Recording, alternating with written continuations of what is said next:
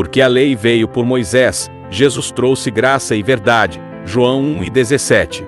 Se inscreva no canal e compartilhe com um amigo.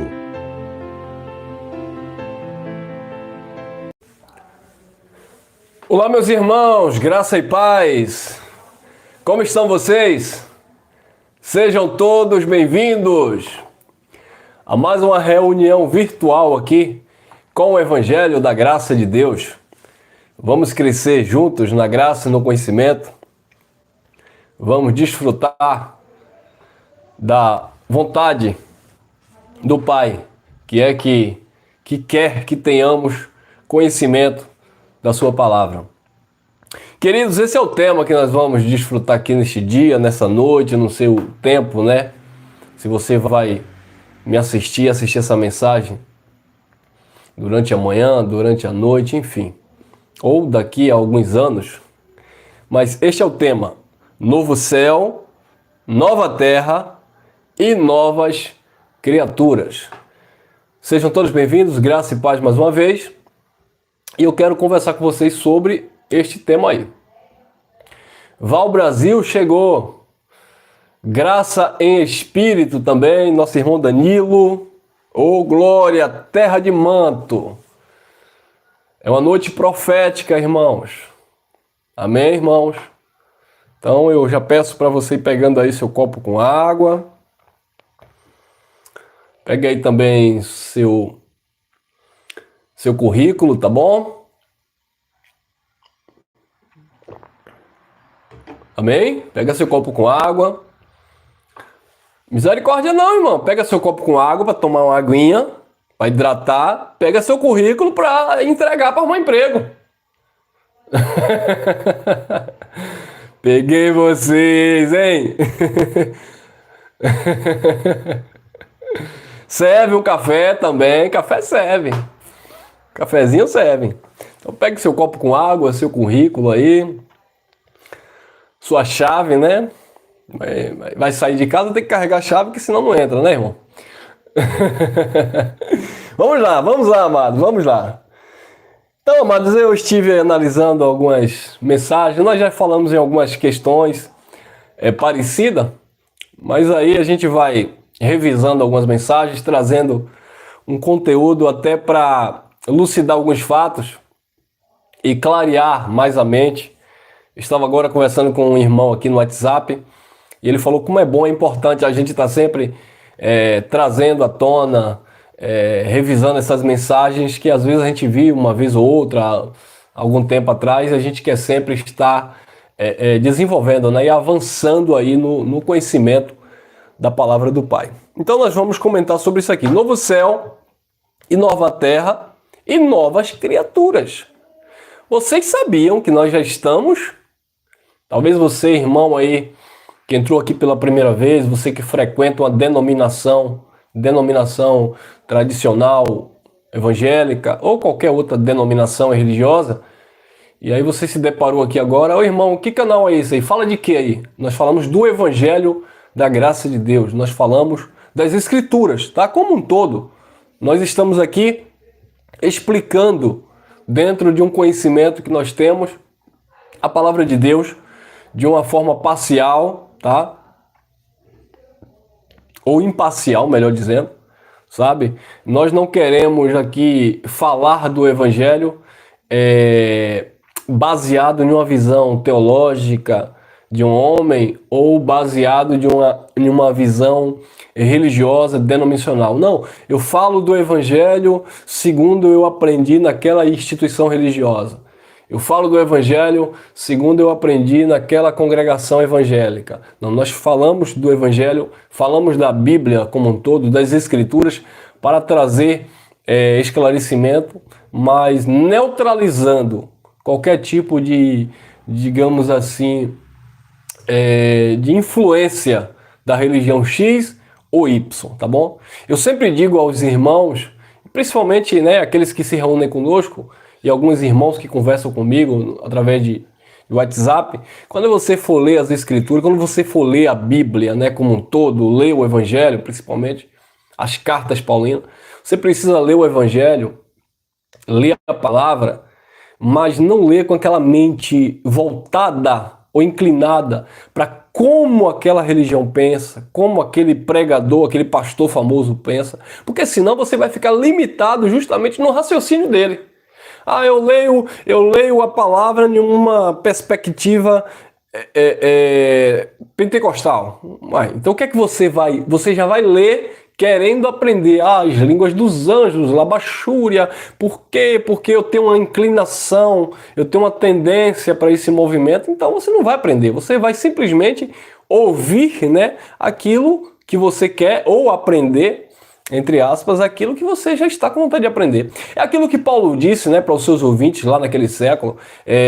Muitos, né, ali aproximando ali o fim daquelas questões, aproximando ali o fim de todas as coisas, Paulo disse, nos últimos dias apostatarão alguns da fé, dando ouvidos a espíritos enganadores e a doutrinas de demônios. Aí Paulo diz, muitos, eles vão tapar os ouvidos, eles terão comichão nos ouvidos, eles não querem ouvir a verdade, mas eles vão amontoar para si doutores e mestres conforme as suas próprias concupiscências. É isso aqui, ó. Não, esse pregador está falando uma coisa que eu não...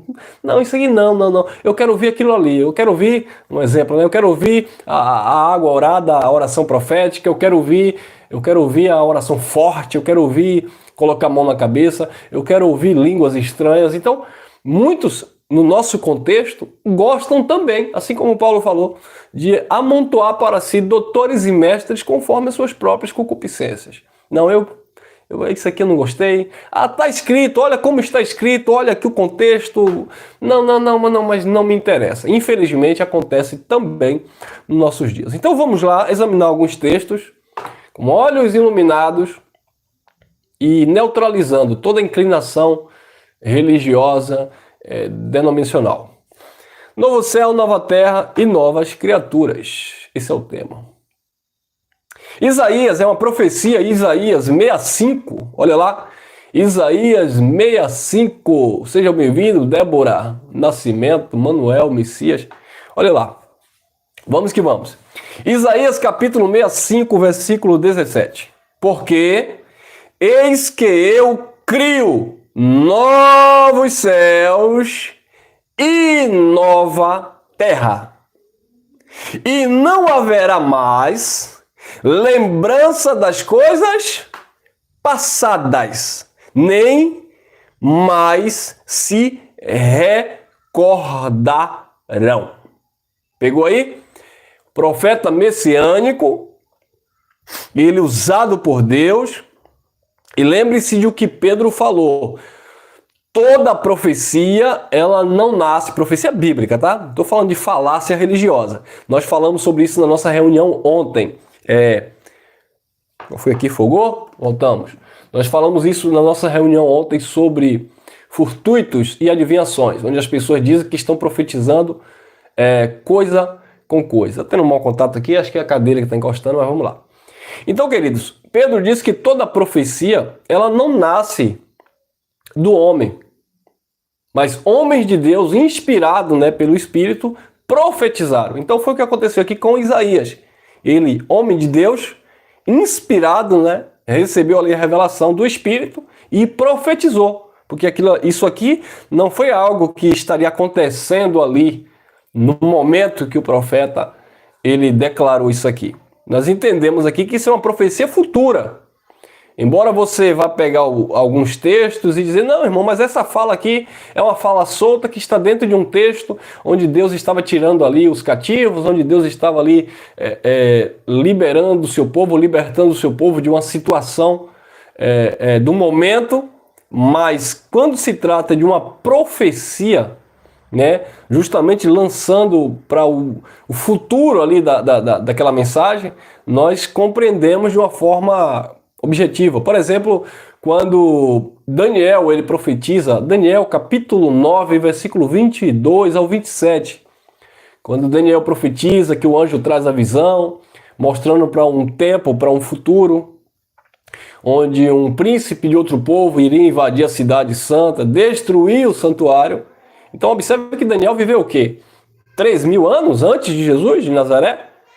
E no ano 70 A profecia de Daniel se cumpriu quando um príncipe de outro povo, falando dos romanos, né?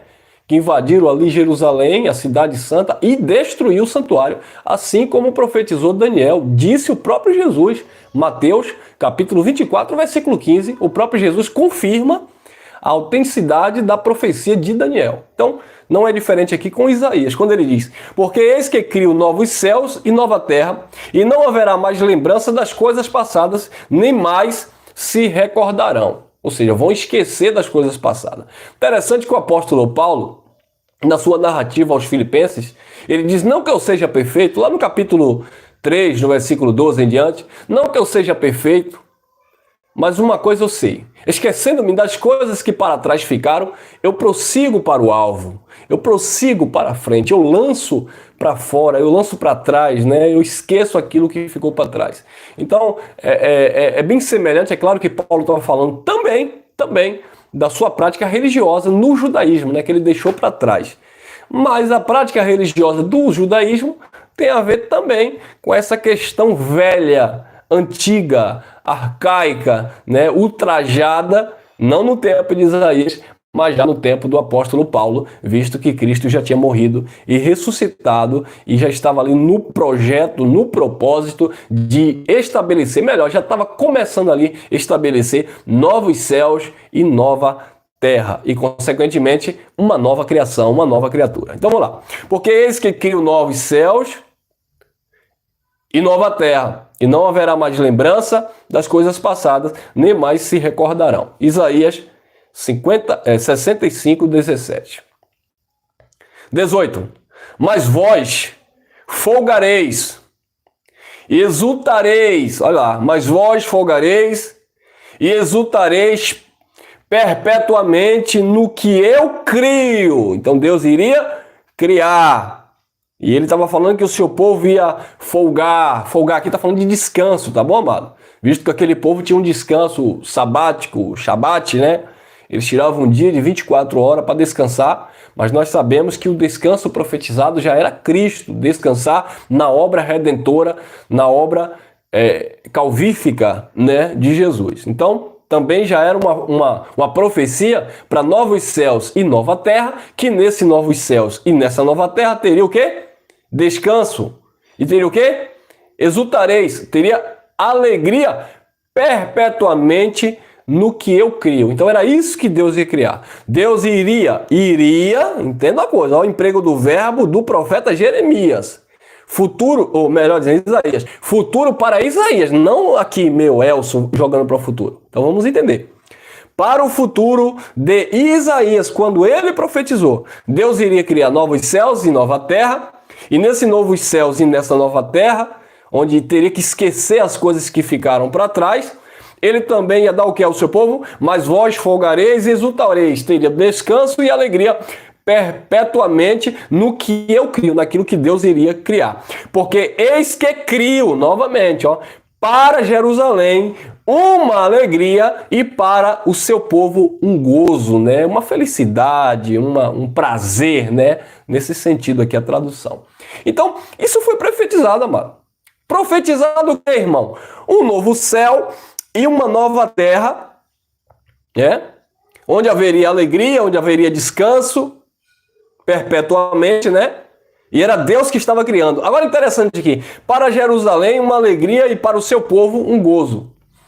A minha pergunta é, se o sistema religioso, eles pegam esses versículos aqui, e ele diz que o novo céu e uma nova terra é quando Jesus destruir, é quando Deus vier na sua glória e destruir o planeta Terra, o cosmo. Eles acreditam que o cosmo será destruído a fogo. Bom, se eu pego esse texto e acredito que o cosmo, o planeta Terra, será destruído a fogo e Deus vai criar literalmente, olha aqui você aí, você pentecostal, você religioso, você de qual seja a sua ramificação ou denominação ou religião ou seita, enfim, mas que você usa a Bíblia como uma base. Então vamos lá. Se criar novos céus e nova terra é sinônimo de ter que destruir o cosmo, o planeta Terra, nós vamos ter alguns problemas aqui. Vamos tentar resolver algumas problemáticas. Primeiro que o escritor do Eclesiastes, né? Nós sabemos que foi Salomão. Ele diz que geração vai, geração vem, mas a terra permanece para sempre. Então a terra não se acaba, a terra permanece para sempre. O cosmo, a criação, nesse sentido, permanece para sempre. Então como é que eu vou usar isso aqui e dizer que Deus iria criar novos céus e nova terra depois que destruir a terra? Não, não existe isso aqui. Deus iria criar novos céus e nova terra, mas dentro desta terra. Dentro desse conceito de cosmo, de mundo que nós conhecemos. E não fora. Não é que Deus ia destruir a terra ou vai destruir, como os futuristas acreditam, e depois ele vai criar um novo céu e uma nova terra. Ele diz que a nova Jerusalém, lá do céu, e nós vamos subir para o céu, para as ruas de ouro e de cristais. E lá tem um rio, tem um riacho lá, porque eu li em Apocalipse assim e entendi literalmente assim. Mas não é assim. É porque lá tem um rio de águas cristalinas e nós iremos lá passear naquelas águas. Ué, o espírito vai pisar na água, vai se molhar? Eita, tem gente que não gosta de tomar banho, hein? Ainda mais tempo de frio e lá no céu tem água, né, cristalina, e aí como é que fica o negócio? E vai tomar banho de quê? De sunga? De biquíni? Ou vai tomar banho nu? Não sei também. Pergunte aí o sistema religioso. Eles inventam essas coisas, né? Eles vão ter que explicar também.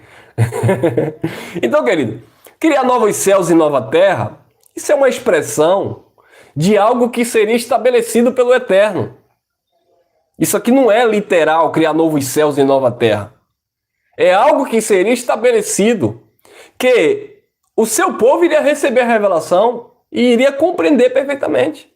Por quê? Porque ele ia trazer nessa criação, nessa nova criação, novos céus e nova terra, naturalmente ele ia trazer uma nova criatura, né?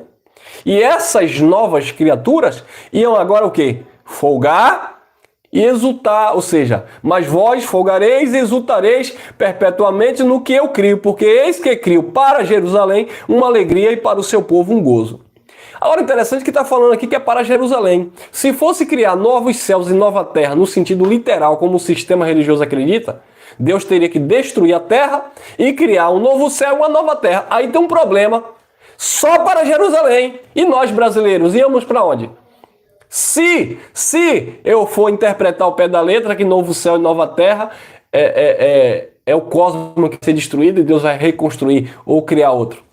E aí, ou você pentecostal, você tradicional, você futurista. E aí, Deus vai criar um novo céu e nova terra. Tá, vamos fazer de conta que a gente acredita nessa interpretação teológica rasa. Mas aí, era para Jerusalém. Deus ia dar alegria, descanso, né, para o seu povo, para Jerusalém. Ou seja, para os judeus. E nós? Como diz aquela comediante. E eu fico como? Viu aí o problema? Então vamos lá, com a mente de Cristo agora, resolver essa problemática.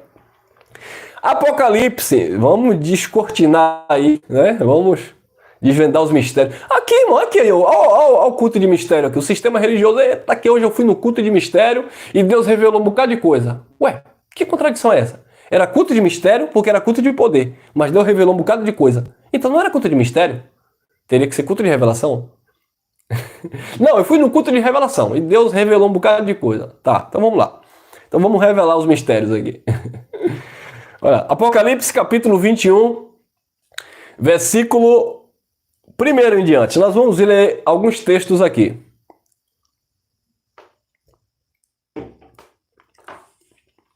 E vi, lembrando, João estava preso na ilha de Pátimo. Ele era prisioneiro de quem? De Roma. Então João não estava falando abertamente. João estava falando por enigmas, figura de linguagem, né? Enfim, como você queira falar, enigma, figura de linguagem, parábola, hipérbole, seja o que você quiser dar nome. Só não era no sentido literal, que o problema é esse. Que o sistema religioso nos ensinou a aplicar os textos no sentido literal. Quem não comer do corpo e não beber do sangue não tem vida com Jesus. E come pão e bebe suco. Porque Jesus deu pão e suco. Foi pão e vinho, né? Quem não fizer isso, não fizer aquilo, porque quer ir tudo de um ângulo ou de uma visão carnal, humana, literal. E não é assim. Então vamos lá. João dizendo na ilha de Pátimo, prisioneiro de Roma, não podia falar abertamente. e ele falava, né, profetizando algo que iria acontecer. Estava próximo ali o juízo, a sentença sobre os judeus, sobre os rebeldes. Deus iria julgar o seu povo, como estava profetizado em Daniel, capítulo 9, 22 em diante, como estava profetizado em Daniel 12 também, como estava profetizado o sermão profético de Mateus capítulo 24, Jesus falando tudo aquilo, como estava profetizado, como Paulo também falou lá, a primeira carta aos Tessalonicenses, da nossa reunião com ele e a ressurreição ali dos mortos, do harpazo, né, arrebatado, tomado para si. Então tudo isso era ainda profecias, porque não tinha se cumprido ainda, tá?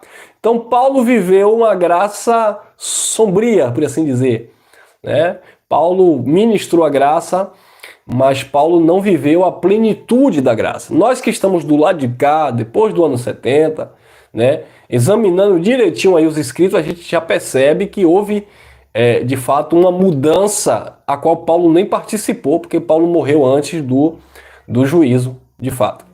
Ou seja, antes do ano 70. E João está lá na ilha de Pátimo, e ele não podia falar abertamente, ele queria se referir à prostituição religiosa de Israel, né? Mas ele dizia o quê? A grande Babilônia vai cair. E o povo aí, os religiosos, para falar mal da religião do outro, ele diz que a grande Babilônia é Roma, né? É a Igreja Católica Romana, que também é uma Babilônia, como as evangélicas também são Babilônias, tá? Babilônias, figura de linguagem. Então, quando João falava a grande Babilônia vai cair, João estava se referindo a Jerusalém terrena e às suas práticas legalistas, com seu pacto terreno, pacto da lei de Moisés. A lei iria cair. A grande Babilônia, as práticas religiosas oriundas do judaísmo ia cair. Jesus na cruz ia rasgar o escrito de dívida, ia consumar uma eterna redenção, iria pagar a transgressão do seu povo, né? O templo, que era o símbolo maior do judeu, o símbolo ali dos sacrifícios e da adoração no judaísmo, o epicentro ali do judaísmo também iria cair. Então é isso que João estava falando. A grande Babilônia vai cair, viu? Era isso. Era aquele sistema religioso judaico que iria cair,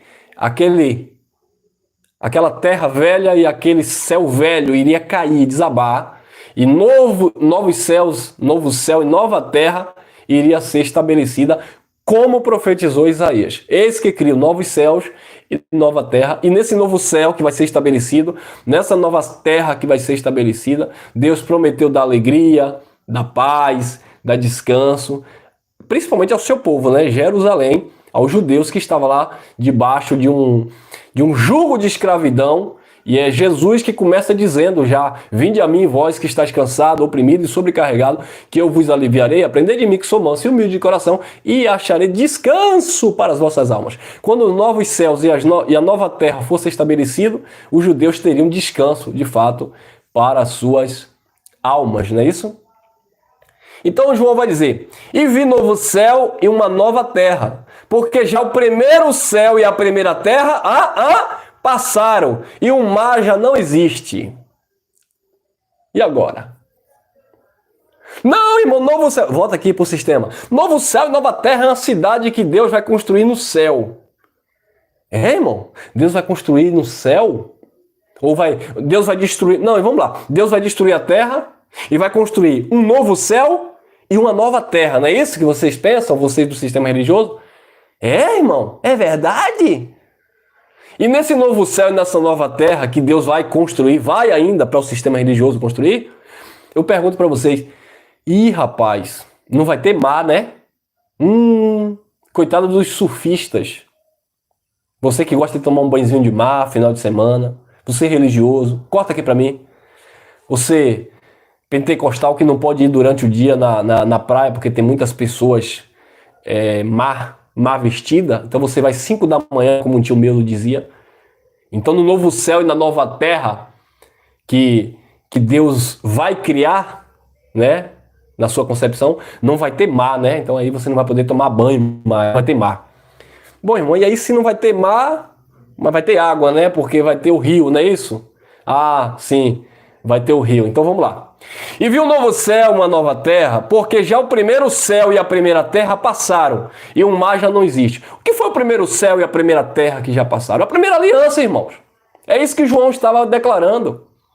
Lembrando que João era um prisioneiro, ele estava falando por figura de linguagem, por enigma. Então a primeira aliança, João já estava contemplando ali que haveria uma plenitude. Já estava na primeira... João já estava vivendo a primeira aliança. João já estava vivendo a graça. Só que João não entendia o evangelho da graça. João foi um pregador da circuncisão para os judeus. Mas ele já recebeu ali uma orientação para passar para as 7 igrejas da Ásia Menor. E ele disse que ele teve uma visão. Ele viu novo céu e nova terra, porque já o primeiro céu e a primeira terra passaram. A lei passou. O templo, logo ali, futuramente de João, né, logo próximo a João, iria cair. Então, o novo céu e a nova terra, João disse, ó, porque já passou o primeiro céu e a primeira terra já passaram. E o mar já não existe. O que mar que não existe? O mar não existe, que mar? Mar, na linguagem de João, na figura de João, na fala de João, como eu falei, é uma linguagem figurada, João se referia aos mortos. Ou seja, os mortos já não existirão. Por isso que o próprio João diz que nós já passamos da morte, João dizendo, não nós, eu e você, nós já nascemos na vida, nós estamos em vida em Cristo, reinando em vida. João disse para os seus ouvintes, nós passamos da morte para a vida. Vi novo céu e uma nova terra, porque já o primeiro céu e a primeira terra passaram e o mar já não existe. Irmão, como assim que o mar não existe? O mar está falando dos mortos? Sim, olha lá. Apocalipse 20, 13. Acompanha comigo. E deu o mar os seus mortos. E deu o mar os seus mortos que nele havia.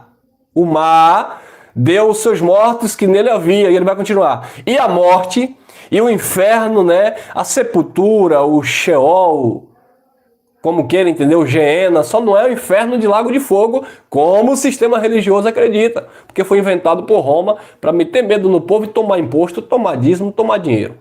E a igreja evangélica faz a mesma coisa.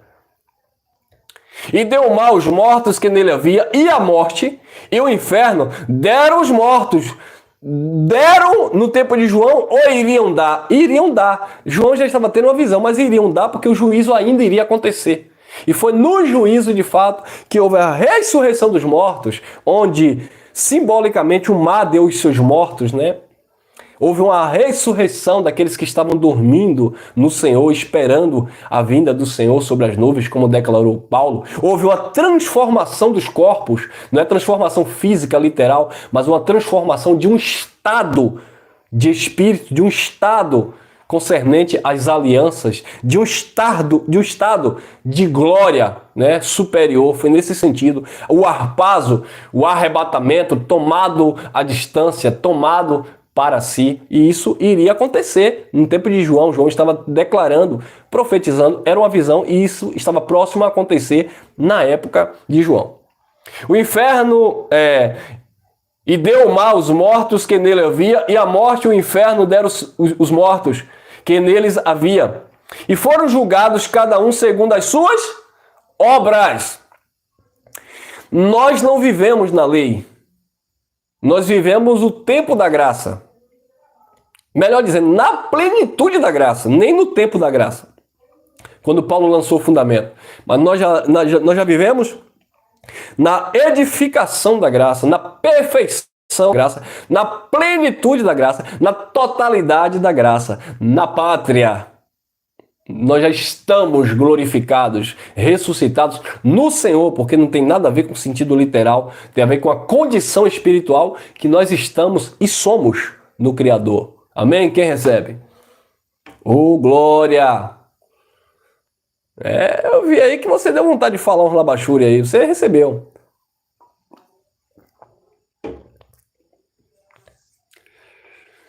Então, queridos, o mar, ele deu os seus mortos. E foram julgados cada um segundo as suas obras. Como era julgado segundo as obras? Na lei. Na lei era julgado segundo as obras. Então lá eles foram julgados, e o juízo aconteceu, e eles foram julgados segundo, de fato, as obras, porque no tempo da lei era pelas obras. Tem nada a ver com a igreja do século 21, o povo de Deus, os espíritos aperfeiçoados, que estão totalmente isentos de qualquer coisa do tipo. Apocalipse 21, 2. E eu, João, vi a santa cidade, a nova Jerusalém, que de Deus descia do céu. Nós já falamos há uns 2 dias atrás, que era justamente a nova aliança que desceu dos céus. Então, essa nova aliança que desceu do céu era justamente o estabelecimento de novos céus e nova terra. E esta nova aliança, este novo pacto, este novo concerto, iria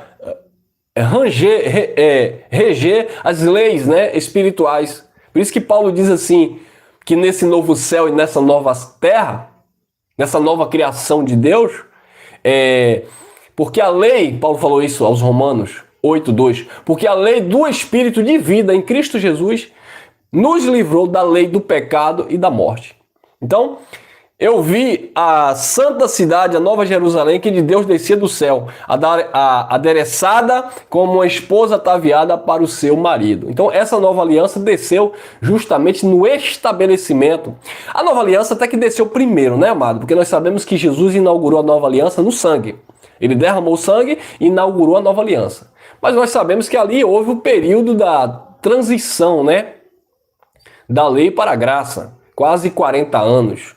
Então o que acontece? A nova aliança foi estabelecida no sangue de Jesus, mas a plenitude da nova aliança só veio depois do juízo. Então durante a morte de Jesus, a ressurreição e o ministério apostólico, principalmente também o ministério de Paulo ali entre os gentios, os pactos ainda estavam se cruzando. Então a nova aliança estava estabelecida, mas ela não tinha sido ainda aperfeiçoada, não estava plena, não estava completa, mas já era de fato uma nova aliança dentro de um projeto novo de Deus, novos céus e nova terra, que era aquele conceito que iria sido implantado no lugar do primeiro céu e da primeira terra, que era a lei, né? O sistema mosaico. Vamos lá. Apocalipse 21, 3. E vi uma grande voz do céu que dizia: Eis aqui o tabernáculo de Deus com os homens, pois com eles habitarei, e eles serão o seu povo, e o mesmo Deus estará com eles, e será o seu Deus. Não foi isso que Paulo já falava na carta aos Coríntios?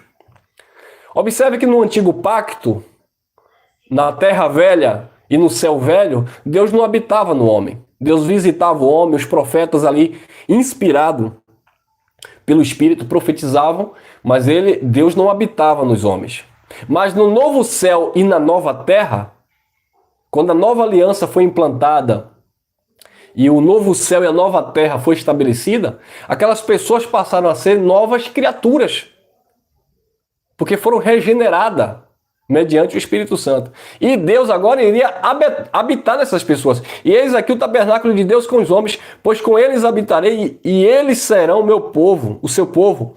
E o mesmo Deus estará com eles e será o seu Deus. Por isso que Paulo disse: vós sois templo do Espírito Santo. Deus habita em vós. Sai do meio dele, povo meu, dizendo o Senhor.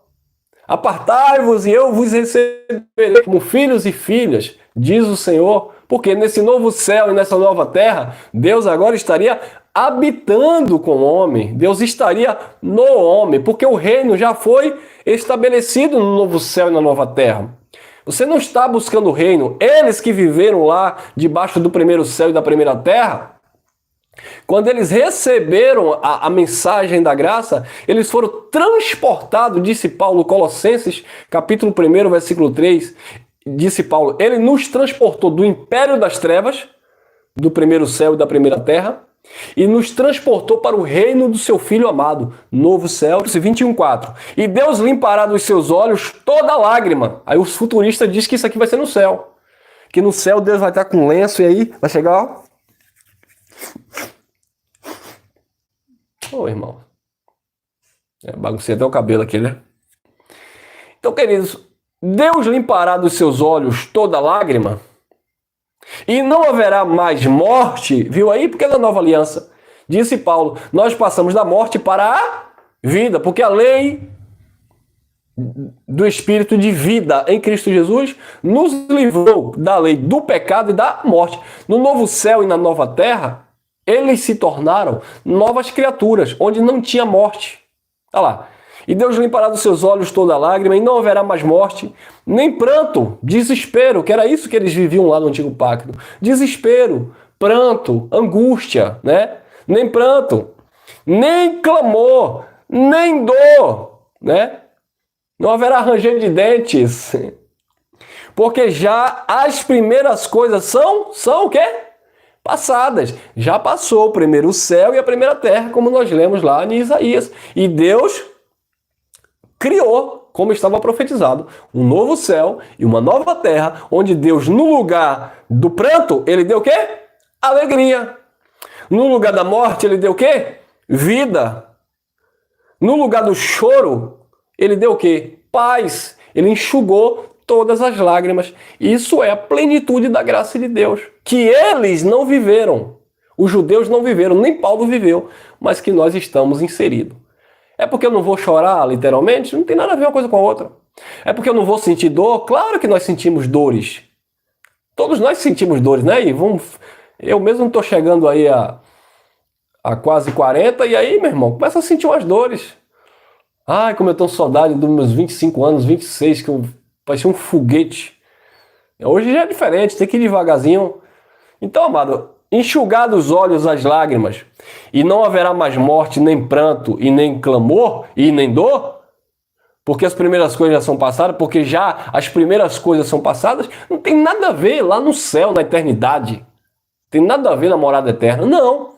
Era uma aliança que seria estabelecida, onde novos céus e novo céu e nova terra seriam implantados, onde as pessoas seriam novas criaturas, ou seja, estariam em uma posição superior de glória, perfeitos em Cristo Jesus, tá bom?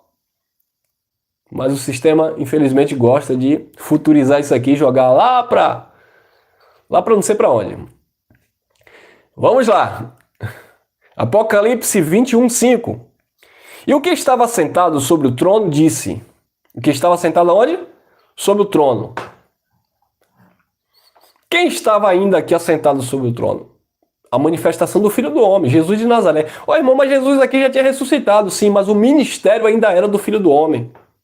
Porque Paulo, quando escreve aos Hebreus, ele disse, tendo antigamente Deus falado aos pais pelos profetas, agora nos falou pelo Filho, a quem constituiu o herdeiro de tudo, por quem também fez o mundo. Então, até o juízo, o ministério ainda era do Filho do Homem. Por isso que eles esperavam a manifestação do Filho do Homem. Eles esperavam o Filho do Homem vindo sobre as nuvens. Nós não estamos esperando o Filho do Homem vir sobre as nuvens, porque nós não estamos vivendo a transição. Nós não estamos vivendo lá o ministério apostólico. Nós estamos vivendo o ministério do Espírito. Nós estamos debaixo do ministério do Espírito, ou seja, da plenitude da graça, onde de fato já está 100% estabelecido novos céus e nova terra, e nós somos já totalmente novas criaturas. Já nascemos, melhor dizendo, com o nosso espírito em um estado aperfeiçoado, novas criaturas nesse sentido.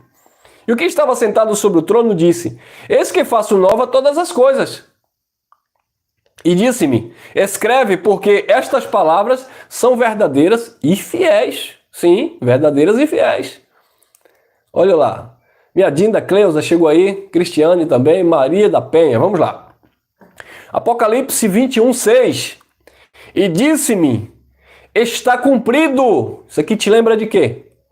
Jesus dizendo, João 19:30, está consumado. Tetelestai, está cumprido. João também ouviu essa mesma voz. Tetelestai, está consumado, está cumprido.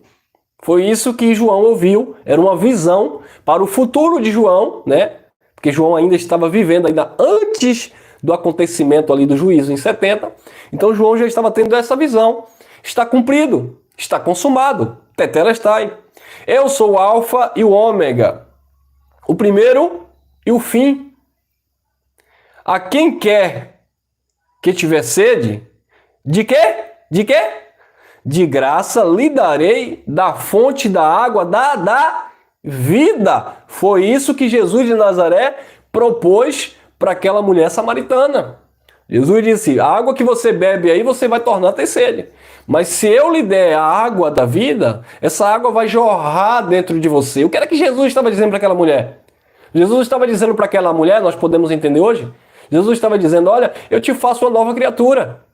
Jesus estava dizendo para aquela mulher, eu vou te colocar em um novo céu e numa nova terra, em uma nova posição diante de Deus. Jesus estava dizendo para aquela mulher que não era mais nada humano, religioso, no monte em Jerusalém. Jesus estava ensinando para aquela mulher que seria a partir de então, em espírito e em verdade, perfeição total.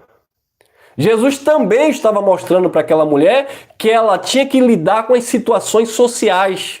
Teria que ser educada pela vontade de Deus. Porque Jesus disse, cadê teu marido? Vai, chama. Ela disse, não tenho. Jesus disse, disseste bem. Tiveste 5 e o que tu tem agora não é teu. Largue que não é teu. Ou seja, conserte a sua vida, porque eu te faço uma nova criatura. Você vai viver no novo céu e na nova terra. Você será um espírito aperfeiçoado de graça, tá? Eu vou te dar a fonte da água da vida que vai jorrar em você, mas eu quero também que você deixe essas práticas. Entenderam, amado? Isso é para vocês em graça que pensa que, porque eu estou perfeito, porque eu não preciso louvar, eu não preciso me reunir. Você faz o que você quer. Porque tanto faz como tanto fez, porque nós já estamos no céu, nós já estamos na pátria. Aí quando nós pregamos uma palavra mostrando dentro da revelação que Deus não quer que você viva na mentira, no engano, na prostituição.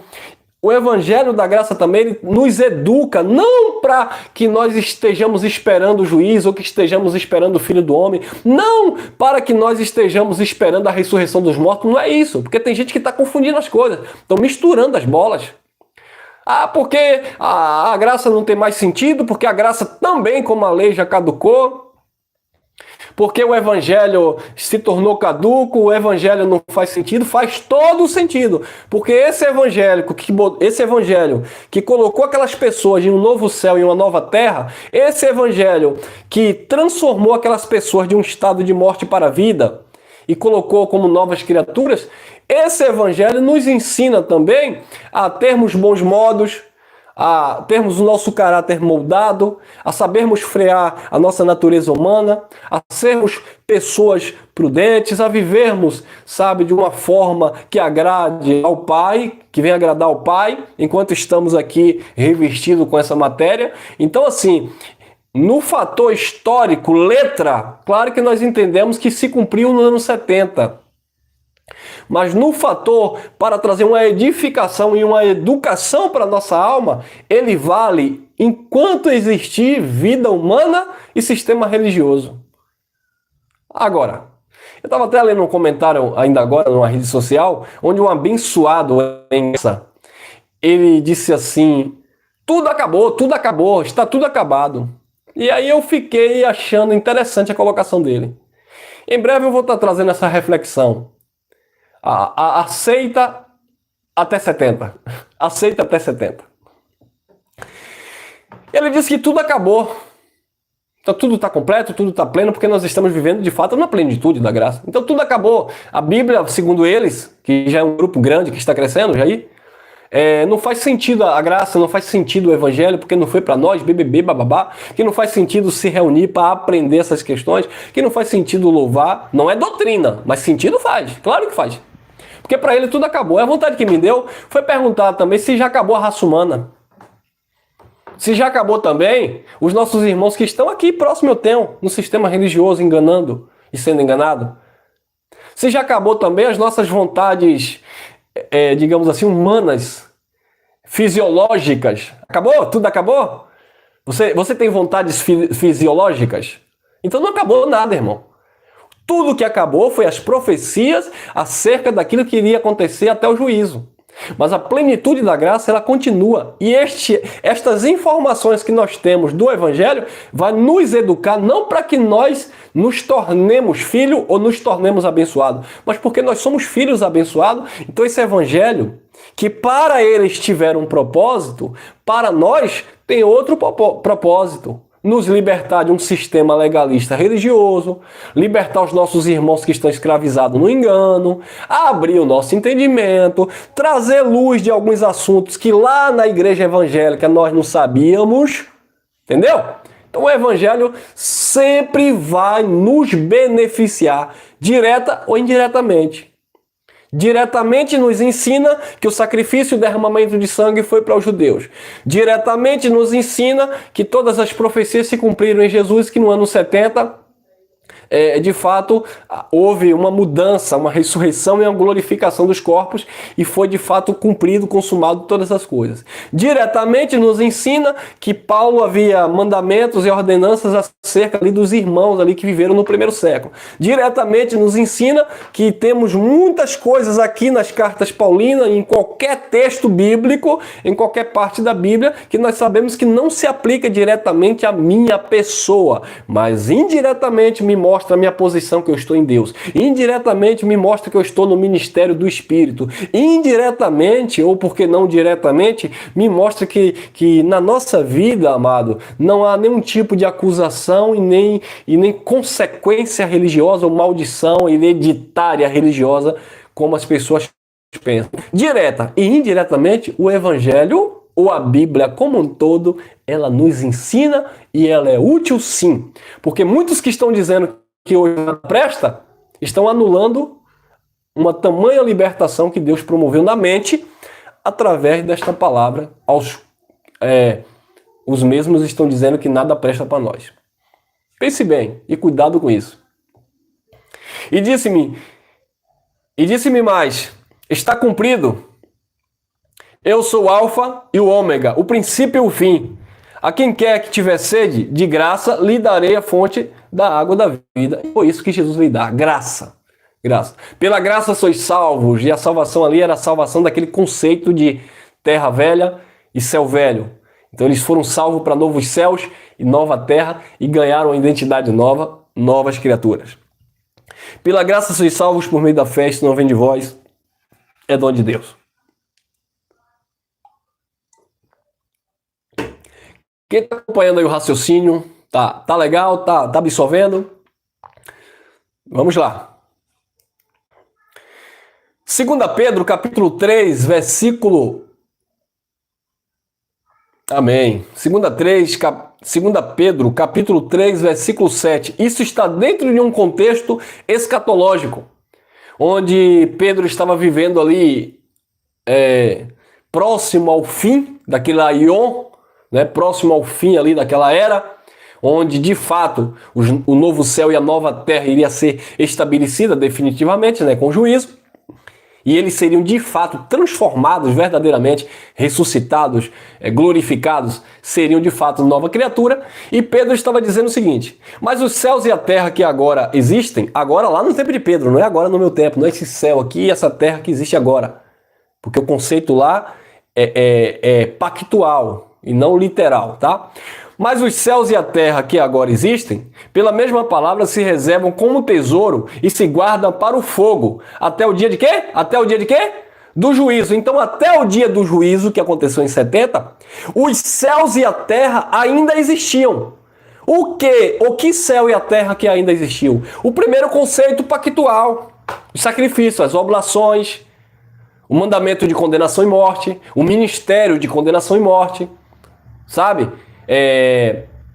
A prática das obras, a justificação pelas obras.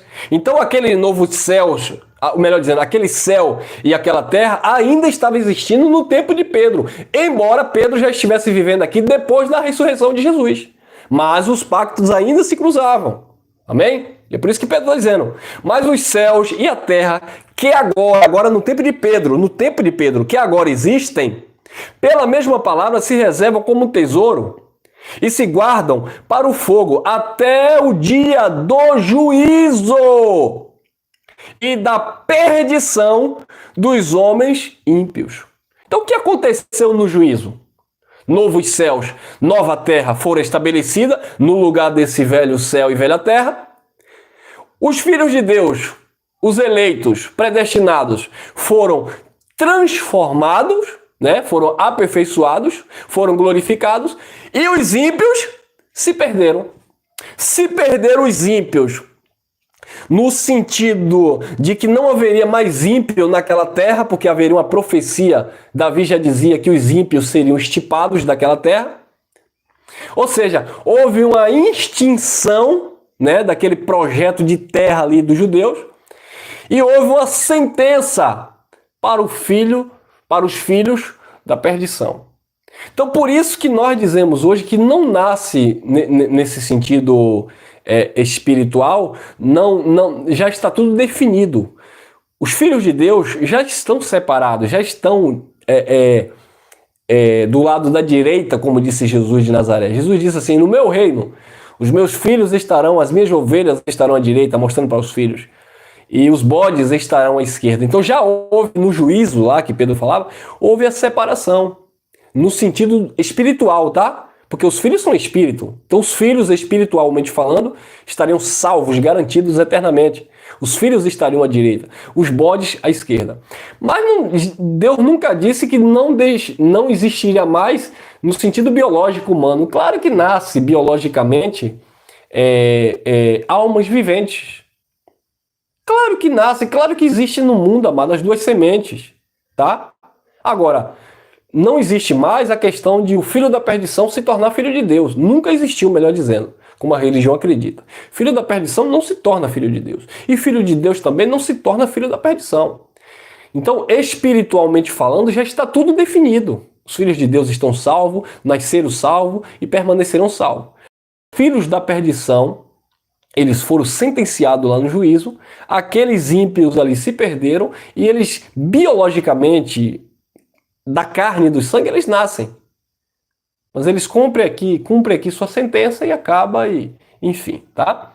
Mas os céus e a terra que agora existem, pela mesma palavra se reservam como tesouro e se guardam para o fogo até o dia do juízo e da perdição dos homens ímpios, tá? Vamos lá. 3:13, 2 Pedro. Mas nós, segundo a sua promessa. Que promessa? Então, eu e você, nós estamos vivendo debaixo de promessa? Não. Pedro, Paulo, a igreja do primeiro século, eles viveram debaixo de promessa. Nós não. E qual era a promessa? Promessa de ressurreição, promessa de glorificação dos corpos, promessa de novos céus e na terra, né? Como disse o profeta Isaías, ele profetizou que Deus criaria novos céus e na terra. Pedro estava vivendo promessa de se tornar uma nova criatura, ou nova criação de Deus. Então, mas nós, segundo a sua promessa, aguardamos novos céus e nova terra, em que habita o quê? A justiça. Onde é que habita a justiça? Na graça de Deus. Paulo disse: não me envergonhe do evangelho, porque é o poder de Deus para a salvação daquele que crê, primeiramente do judeu e também do grego, do gentio. Aí Paulo diz, Romanos 1,17, porque no evangelho se manifesta ao quê? A justiça de Deus. Então, amado, a justiça de Deus está no evangelho. E o evangelho trouxe justamente esse novo céu e esta nova terra, esse novo conceito pactual. E Pedro disse, mas nós, segundo a sua promessa, aguardamos novos céus e nova terra em que habita a justiça. Ou seja, falando da plenitude ali da graça que iria de fato habitar, né, a justiça. E nós estamos nessa plenitude, nesse novos céus e nova terra, como nova criatura, onde de fato habita a justiça. 2 Coríntios 5,17, Paulo ainda falando lá atrás, antes do juízo, mas ele já trazia o sentido, né, daquilo que Jesus começou a fazer no Calvário, e ele estava ali ministrando ainda o ministério do Filho do Homem, embora ele pregasse a palavra do Cristo ressuscitado, mas ainda ele estava ali dentro daquele contexto pactual, onde iria cair o templo e etc., como nós temos falado. Como a maioria dos pregadores aí em graça falam, né, irmão? Não vou dizer que eu tenho falado, muitos pregadores falam, tá? Então assim, 2 Coríntios 5,17. Assim que, se alguém está em Cristo, é o quê? Nova criatura é. As coisas velhas, velho céu e velha terra, se passaram.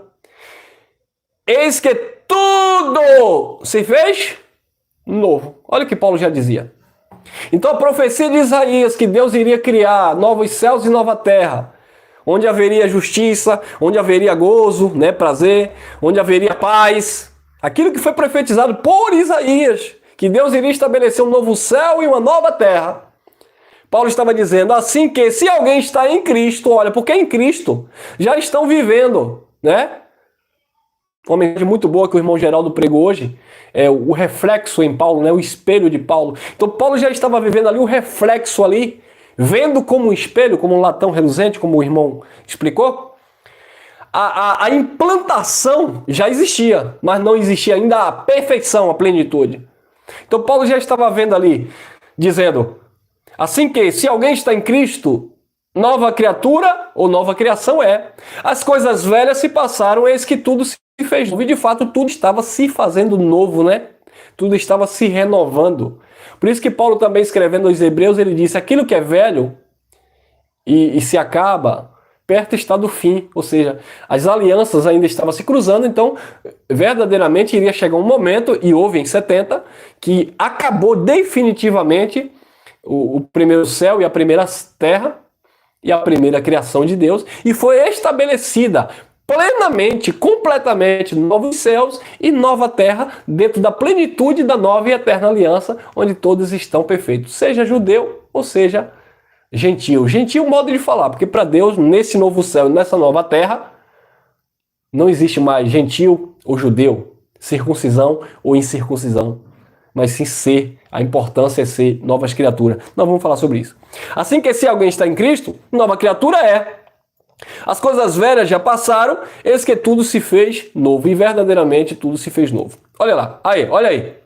Gálatas capítulo 5, versículo 15, Paulo já dizia assim, porque em Cristo Jesus, uma vez que você está em Cristo, nova criatura é, ou estava sendo, as coisas velhas já tinham passado, ou estava passando, tudo estava feito novo, ou estava fazendo novo, né? Porque o ano 70 ainda ia chegar, e o juízo final para que definitivamente a plenitude fosse estabelecida. Aí Paulo disse assim aos Gálatas,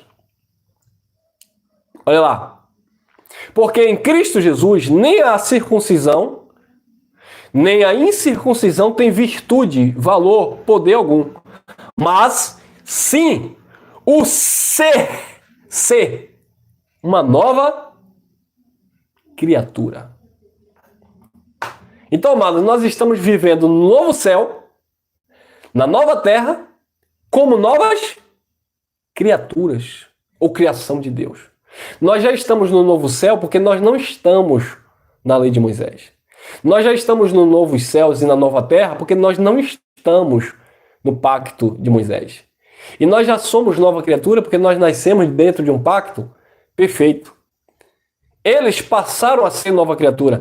Eles passaram das trevas para o reino do seu Filho amado. E nós já nascemos no reino eterno, não mais do Filho amado de Jesus de Nazaré, mas do reino do Criador, daquele que é Senhor sobre tudo e sobre todos. Amém? Porque em Cristo Jesus, nem a circuncisão, nem a incircuncisão tem virtude alguma, mas sim o ser uma nova criatura. E nós somos nova criatura. Nem a circuncisão, nem a incircuncisão. O que é a circuncisão? Circuncisão era o sinal, né, digamos assim, da aliança, o sinal primordial daquele que tinha um pacto com Deus na primeira aliança, daqueles que faziam aquela aliança, aquele voto com Deus para obedecer ali a lei de Moisés. E, resumidamente, a circuncisão era a lei de Moisés, tá? A lei. Então Paulo disse, em Cristo Jesus, nem a lei, nem a circuncisão e nem a incircuncisão, a graça, quando Paulo começou a ministrar para os não-judeus, que não precisava do sinal da circuncisão, que não precisava guardar o sábado, que não precisava dar o dízimo, que não precisava jejuar, né, que não precisava batizar nas águas. Quando Paulo começou a ensinar isso, né, para os gentios, aqueles que não eram judeus, então, em Cristo, quem já está nele, nem a circuncisão, nem as práticas da lei, nem a incircuncisão, porque eu não pratico as obras da lei, tem valor algum, Por isso que Paulo, falando aos Romanos, capítulo 14, ele disse, olha, naquele contexto, naquele conceito. Hoje a gente pode falar porque isso é uma coisa caduca, arcaica, vencida, que não faz sentido. Hoje a gente fala e a gente tenta ensinar os irmãos. Mas no tempo ainda que eles estavam vivendo a transição, Paulo disse, olha, Romanos 14, Paulo disse, aquele que come carne, não julgue quem come legume. E aquele que come legume, não condene também quem come carne. Aí Paulo disse, um faz diferente dia. E o outro, para Deus, todos os dias são iguais.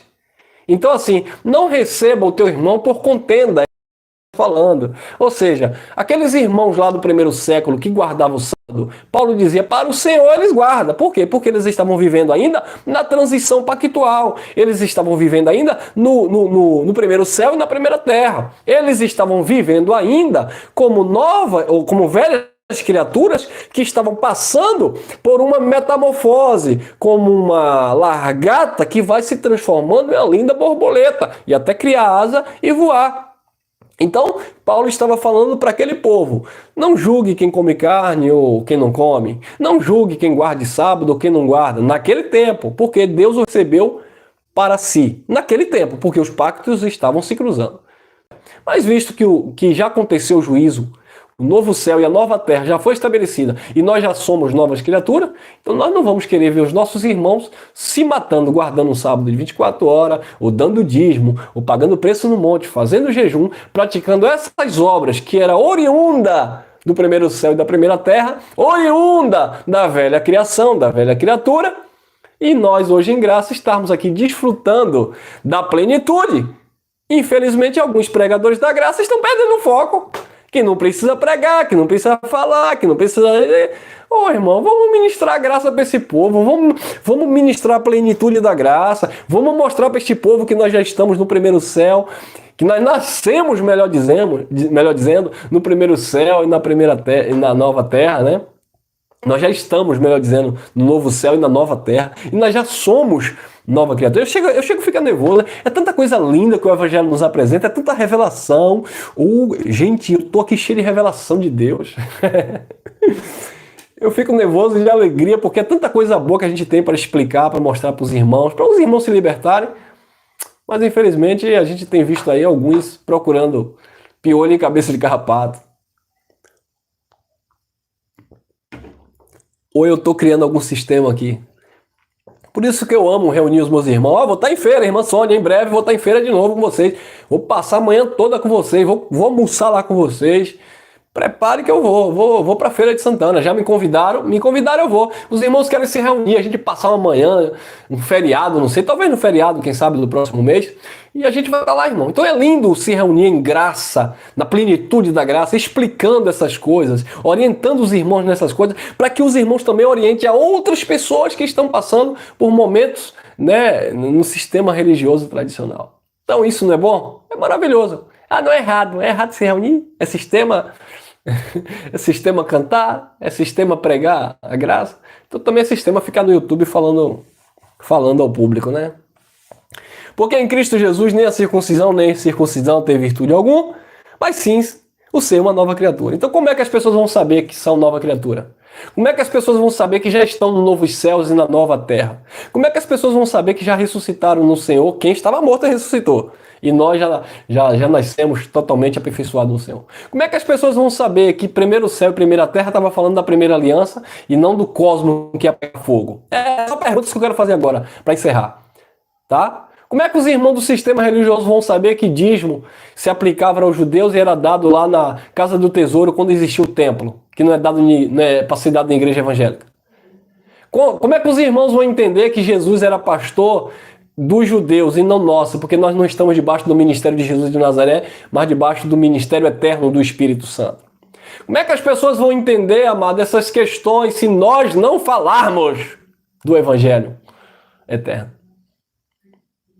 Então essa conversa de tudo acabou, tudo completou, não precisa falar mais nada, porque depois de 70... Então não fala nada, fecha a boca, fica todo mundo mudo. Porque depois de 70 ninguém fala mais. Depois de 70 não existe mais sistema religioso. Depois de 70 não existe mais engano. Depois de 70 não existe mais. Claro que existe, irmão. Como eu falei, tudo acabou dentro de que conceito? Ou você que diz que tudo acabou, acha que Deus, o Pai, o Criador o eterno, o Espírito Santo, que você diz que habita em você, que talvez daqui a pouco vai dizer que nem habita mais o Espírito Santo em lugar nenhum, vai achar que uma vez que você é um adúltero, mentiroso, espancador, pedófilo, né? Se bem que tem alguns aí que dizem que isso tudo é vontade de Deus. Você que pratica o que é mal, que tudo acabou, então pode fazer à vontade, pode... É isso? Tudo acabou? Vai dizer que tudo acabou para quando alguém entrar em um carro e apresentar uma arma e cometer um assalto, tomar o celular, tomar dinheiro. Não, tudo acabou, já está tudo perfeito. Quando alguém tentar te fazer um mal, que isso não aconteça, não estou aqui praguejando, você olha para a cara dessa pessoa e diz assim: ô irmão, você não sabia? Não, meu irmão, que tudo acabou, tudo já está completo. Aí o camarada tá com a arma na cintura, o camarada tá traficando, tá vendendo droga para o seu parente. Você tem uma palavra que pode sim, não estou garantindo de nada, mas se ele é um filho de Deus, ele pode ser educado a deixar lá aquele tráfico, ele pode ser educado a deixar aquela bebida maligna que ele usa como desculpa para bater na esposa. Sabe? Você pode educar essa pessoa com o evangelho, mas você vai chegar para essa pessoa que faz o mal, que vende droga, para essa pessoa que estupra, e vai dizer assim para ele assim: olha irmão, ou você aí, tudo acabou porque no ano 70 o juízo já foi ordenado. É essa a mensagem que vocês têm agora? Que não precisa pregar o evangelho, que não precisa se reunir. Quem não precisa se reunir até concordo com você, que não é necessário. Mas quem quer se reúne, nós somos livres, tá? Porque tudo acabou. Porque nós já estamos no céu. Vai falar para alguém que vai te roubar e diz assim: irmão, tu não pode me roubar mais. Por quê? Porque eu já estou no céu, eu já estou na pátria. O cara vai olhar para você e vai dar um brocão na sua cara. Jesus disse uma coisa bem interessante, eu gosto muito de frisar esse versículo. João, capítulo 6, versículo 63. Jesus disse: as palavras que eu vos digo são espírito e vida. A carne para nada presta. Você tem que separar o que é da carne, o que é do social, o que é do espiritual. Você tem que separar o que é santo do profano. Você tem que separar as duas naturezas. Nós temos uma natureza espiritual perfeita, mas temos uma natureza carnal debilitada. E o evangelho, ou até mesmo a lei de Moisés, sempre atuou na vida do povo de Deus como um limitador de ações, de atitudes carnais. Seja na lei como no tempo da graça. Freando, tentando ali. Na lei tentava dominar e não conseguia, né? Porque o homem nunca cumpria a lei. Mas no tempo da graça, Paulo ensinou também muito isso. Santifica o Senhor o teu corpo, a tua vida. Porque Deus habita em você. Deus não quer a vossa prostituição. Deus quer a vossa santificação. Deus não vos chamou para a ira. De onde vêm as guerras, como disse Tiago, as contendas entre vós? Porventura não vem dos vossos membros que guerreiam aí em vocês? Então será que hoje, porque no ano 70 se cumpriu? Porque tudo acabou? É? E aí? Essas coisas aí onde o evangelho nos traz uma orientação e uma edificação mútua, não serve? Tá bom? Vamos lá. E eu encerro aqui Efésios capítulo 1, versículo 10. De tornar a congregar, convergir em Cristo todas as coisas, na dispensação da plenitude dos tempos. O tempo iria se cumprir, né? Em 70 se cumpriu.